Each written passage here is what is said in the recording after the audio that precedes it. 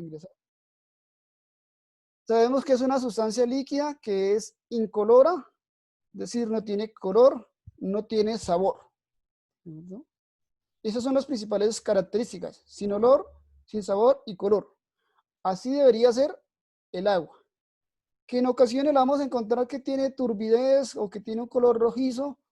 La turbidez se debe a diferente material particulado que tiene. A veces ese color rojizo se debe a las hojas de los árboles que caen sobre ella y se produce un proceso químico que es la oxidación del hierro de las mismas hojas. El hierro que extrae del transcurso del recorrido del agua, que en la fuente, en la tierra, va recogiendo minerales, sobre todo el hierro. Ese hierro le da un color rojizo al agua. O colores verdes, que es debido a que tiene mucho material vegetal presente. Estas son como las características principales del agua. El agua, la que nosotros vemos en los que es los lagos, los humedales, en el suelo, en el vapor atmosférico, en los embalses y en los ríos, a pesar de que nosotros vemos y nos parece que es mucha la cantidad de agua, realmente solo equivale al 0,04% del agua en la Tierra. O sea, es decir, no equivale ni al 1% del agua que te hay en el planeta. O sea, es muy poquita en comparación al agua, que es la que nosotros vemos generalmente, la de los ríos, la de los mares, la de los lagos, los embalses. Es muy poca. La mayor cantidad de agua que nosotros conocemos está contenida en los mares y en los océanos. Es agua salada. La mayor parte del agua de la Tierra es agua salada y equivale al 95%, 96% de esa agua. ¿No? El otra cantidad de agua, el otro porcentaje, está en los glaciares y en los polos, polo norte, polo sur, en los casquetes polares. Ahí vamos a encontrar alrededor del 1,7% de la cantidad de agua que está en el planeta, que es la que tenemos en problema actualmente, que es la que se está produciendo el hielo de los polos debido al efecto invernadero, debido al calentamiento global, debido a todos los problemas de contaminación ambiental que tenemos, que causan que la energía o que la temperatura en la Tierra aumente. Eso causa que esa agua que está en esos polos norte y sur se deshiele, se derrita ese hielo y aumenta la temperatura de nuestro planeta. ¿Listo? El otro porcentaje de agua, que equivale también a más o menos al 1,7, al 1,72%, está en acuíferos. Recuerda que yo les hablaba de qué es un acuífero, que es esos pozos de agua subterráneos que tenemos debajo de la tierra. Son depósitos de agua grandes, son conocidos como acuíferos, y está cerca del 1,72% del agua total existente. Sabemos todos que la sustancia más abundante es el agua. Esa agua está compuesta principalmente por dos moléculas, que es el hidrógeno y el oxígeno. Más adelante en otra sección vamos a hablar de enlaces químicos, vamos a ver qué tipo de enlaces son los que tienen esa molécula de agua, cómo está enlazado el hidrógeno y el oxígeno. Pero esos son sus dos componentes fundamentales, el hidrógeno y el oxígeno. Como les decía, si ustedes de pronto van a una fuente cercana a su casa, toman una muestra de agua y se analizan en un laboratorio, aparte del hidrógeno y el oxígeno, van a encontrar fósforo, van a encontrar de pronto hierro, magnesio, calcio. En algunos lugares donde se trabaja con oro o extracción de oro, van a encontrar mercurio, que es un contaminante del agua. Entonces, esos otros minerales o estos otros compuestos químicos que tienen son soluciones, son adicionados durante el transcurso de la corriente del río, de la quebrada. No es que sean componentes del agua, son que se adicionan.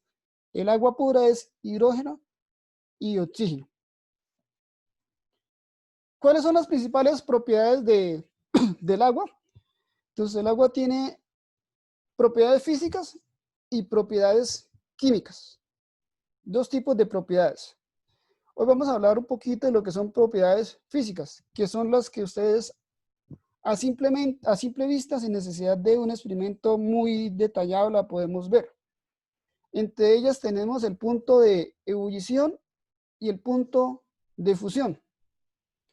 Generalmente, el punto de ebullición y el punto de fusión cambian de acuerdo a las condiciones de temperatura y presión. Esos son los dos principales factores que afectan nuestro punto de ebullición del agua, la temperatura y la presión. A una temperatura, perdón, a unas condiciones normales de presión y temperatura, el punto de ebullición del agua es de 100 grados centígrados. Ese es como el general. Sin embargo, cambia, digamos, si ustedes van a Cartagena y ponen a hervir agua y le ponen un termómetro, se van a dar cuenta que el agua hierve más o menos a 95 grados. Si lo hacen aquí o allá en Guatavita, se van a dar cuenta más o menos que hierve a 98 grados centígrados. Si ponen una olla con agua, le ponen a hervir y le ponen un termómetro, se dan de cuenta que a esos 98, 100 grados es que hierve el agua. Y el punto de fusión. Bueno, el punto de ebullición, recuerden, es cuando el cambio de estado de líquido a vapor. Es decir, yo tengo agua líquida y está pasando a vapor de agua, cuando el agua hierve. Ese es el punto de ebullición. El punto de fusión es lo contrario, cuando estamos pasando de agua líquida a agua sólida. Recuerde que cuando hablábamos de los estados o cambios de la materia, estados de la materia, de estado líquido a estado sólido, solidificación. Y el agua lo hace a los 0 grados centígrados. ¿Listo? Entonces son dos propiedades físicas que las podemos ver de forma sencilla, son dos propiedades principales del agua. La siguiente propiedad es la densidad. ¿Qué es la densidad? Es la relación de masa sobre peso. ¿Verdad? Es decir, si ustedes toman 1 litro de agua, van y en una jarra toman 1 litro de agua. Después pesan esa agua y dividen lo que pesa, es decir, la masa sobre el volumen, que es 1 litro, eso me da la densidad. También depende de la temperatura y la presión. Generalmente a condiciones estándar, en este caso a 4 grados centígrados y una atmósfera de presión, la densidad del agua es 1 gramo sobre centímetro cúbico. Esa es la densidad del agua. Acuérdense, la densidad es la relación de masa sobre peso. Chicos, no sé si ustedes de pronto han visto cuando tienen agua y cuando tienen hielo, que sacan un cubo de hielo y lo colocan en un vaso de agua.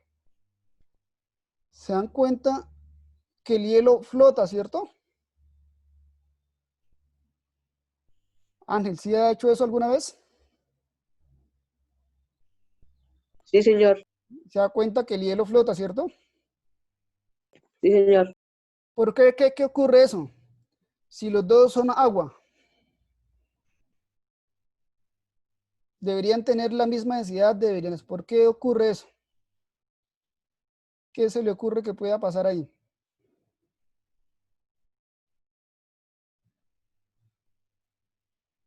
¿Quién tiene más o menos idea? ¿Alguien que me pueda responder?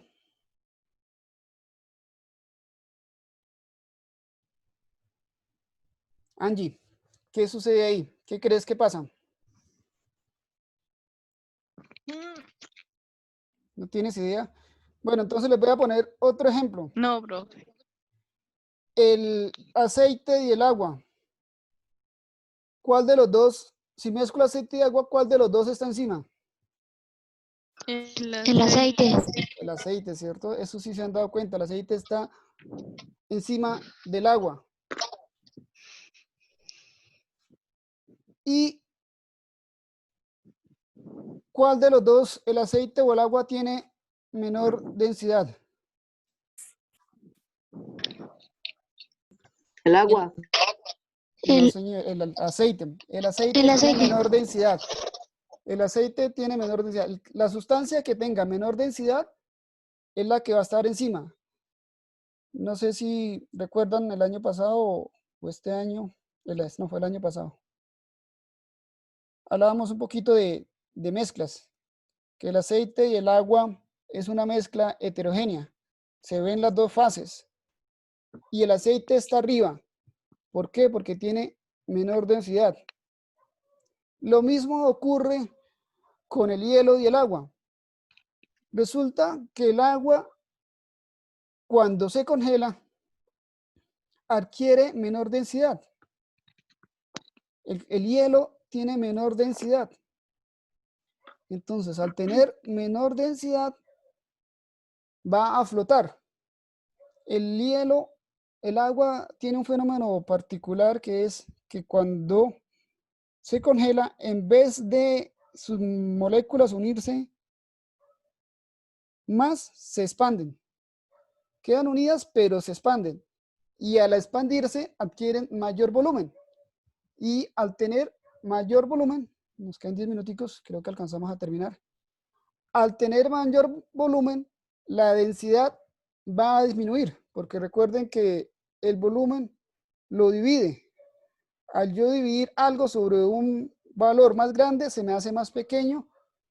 Entonces voy a tener menor densidad y por eso el hielo flota sobre el agua, a pesar de que los dos son agua, una en estado sólido y la otra en estado líquido. Eso es lo que ocurre, es una particularidad del agua. Deben tenerla presente.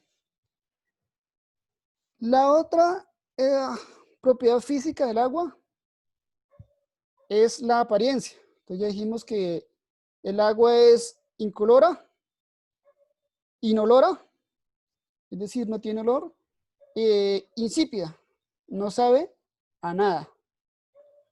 Aparte de eso, el agua debe tener otras propiedades que es como de contener oxígeno, debe tener oxígeno disuelto, debe disolver el jabón y no poseer materias orgánicas ni nitrogenadas. Eso debe ser propiedades del agua pura. Si las tienes porque ya son aguas residuales, aguas contaminadas. Pero el agua pura, más adelante vamos a ver qué es agua potable, qué es agua pura. Esas son sus características principales. Entonces, chicos, si les hablamos o si les preguntan, resumen de la clase de hoy. Propiedades físicas del agua, fue lo que vieron. ¿Cuáles son esas principales propiedades físicas del agua? Son 4 por ahora. Punto de ebullición, punto de fusión, densidad y apariencia. 4 propiedades físicas del agua que tienen. Punto de ebullición, punto de fusión, densidad y apariencia. 4 propiedades. ¿Qué es el punto de ebullición? Cuando el agua pasa del estado líquido al estado gaseoso. ¿Qué es el punto de fusión? Bueno, ¿cuál es su valor de punto de ebullición para el agua? Son alrededor de 100 grados centígrados. La otra propiedad que es el punto de fusión, que es cuando el agua pasa del estado líquido al estado sólido, alrededor de los 0 grados centígrados. La otra propiedad física, la densidad, que es la relación de masa sobre volumen, que la densidad del agua a 4 grados centígrados y una atmósfera, que son las condiciones estándares más o menos, es de 1 gramo centígrado por centímetro cúbico. Y la otra propiedad es la apariencia, que la apariencia del agua debe ser incolora, inolora e insípida. 3 cositas que debe tener esa apariencia. Y una última propiedad, que es la tensión superficial. Esa ya es un poquito más complicada, pero está relacionada con las fuerzas que ejercen las moléculas. Cuando ustedes toman un vaso de agua, la capa superior que está encima, esas está flotando, esas moléculas que están ahí van a ser atraídas por las moléculas que están debajo de ella para mantenerse unidas. Y eso crea sobre la capa superficial una fuerza, una tensión, que se conoce como tensión superficial. Esa propiedad es la que permite, digamos, que cuando se le colocan cosas de poco peso, floten sobre ella. Si ustedes ven un mosquito que se para dentro de un vaso con agua, el mosquito logra flotar porque su peso es mínimo y existe esa propiedad de la tensión superficial. Es como una piel, una capita que hay sobre la parte superior del agua. Bueno, chicos, entonces esas son la introducción al trabajo que vamos a iniciar, a lo que vamos a ver este periodo. Ya como les digo, la otra semana el otro profe y la profesora Amaya y el profesor Álvaro les van introduciendo el trabajo en su materia. Y van a hacer una primera actividad.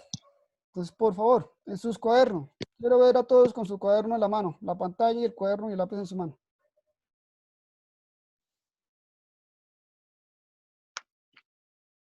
Listo. Y van a anotar porque me pasa que vuelven y me preguntan lo mismo que les digo. Entonces, porfa, en su cuaderno van a anotar fecha y van a anotar qué es lo que van a hacer. Primero, entonces, ¿qué van a hacer? Son chicos que viven en el campo y todos cerca a su casa, creo, hay una fuente de agua, un río, un lago pequeño, ¿cierto? Ojalá un río, una quebrada. ¿Quién no tiene una quebrada cerca de su casa? ¿Quién es yo?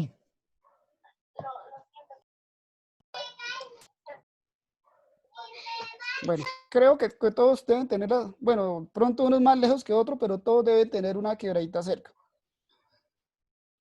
Creo que Guatavita es afortunada en ese aspecto y tiene bastantes fuentes hídricas. Entonces, lo primero que van a hacer es, van a conocer el nombre de esa fuente hídrica, ¿cómo se llama? Quebrada la Loma, quebrada el Papayo, no sé cómo la llamen. Entonces, en su cuaderno van a colocar actividad número 1, la fecha de hoy, y empiezan a responder. Nombre de la quebrada, quebrada del Papayo. Punto B, localización geográfica o lugar donde nace. La quebrada del Papayo nace en la vereda Carbonera, en el páramo de no sé qué, municipio de vereda Carbonera, municipio de Guatavita. Ese es el punto B. Punto C, la extensión. No necesito que sea exacta, pero me pueden decir, la quebrada, la Papaya nace en la vereda Carbonera y recorre alrededor de 100 kilómetros hasta el municipio de Suezca y desemboca en el río Tal. Más o menos un recuento de cuánto mide y de dónde a dónde va. ¿Sí? ¿Vamos claros hasta ahí, chicos? Sí, señor. Sí, señor. Listo. Punto D. Caudal promedio. ¿Qué es el caudal promedio? Es más o menos cuánta agua fluye por esa quebrada. ¿Cómo se mide un caudal? Entonces tienen su primera tarea. ¿A quién le van a preguntar? A la profe Angélica Amaya, profe de física.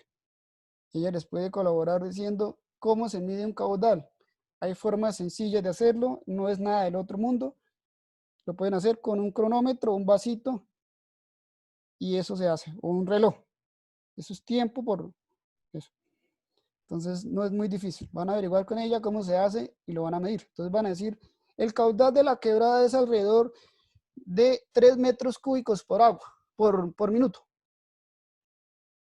¿Cierto? El caudal está en relación de unidades de volumen sobre tiempo. 3 metros cúbicos por tiempo. O 3 litros. En su caso, que creo la forma más sencilla es de medirlo en litros. Entonces, 3 litros por minuto.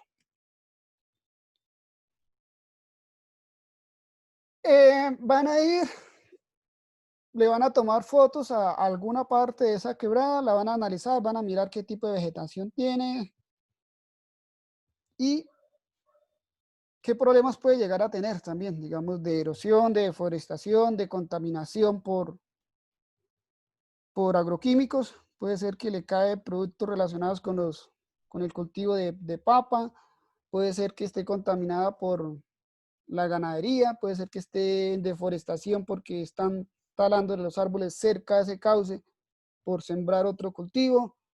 Problemas relacionados con la parte ambiental. Van a responder una pregunta que está en esta presentación, que más adelante se la voy a enviar, que es, ¿qué es el agua? Esta en la primera diapositiva les dice qué es el agua. Es simplemente leer acá y responderla. Cuando vayan a esa quebrada a tomarle fotos, van a hacer lo siguiente. Si es posible, en compañía de su familia, los que tengan chicos, hermanos en 11, es una actividad que también van a hacer los chicos de 11, entonces pueden ir todos con sus hermanos y van a hacer una jornada de limpieza.